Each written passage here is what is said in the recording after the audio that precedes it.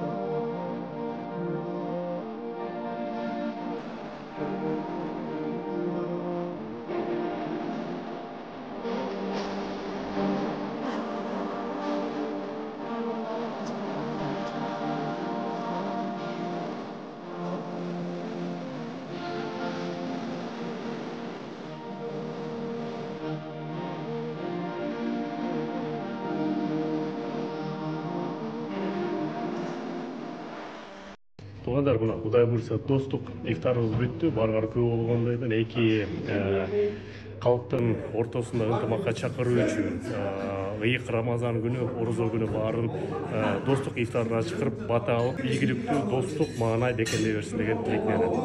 Көрүшкөнчө мекендештер.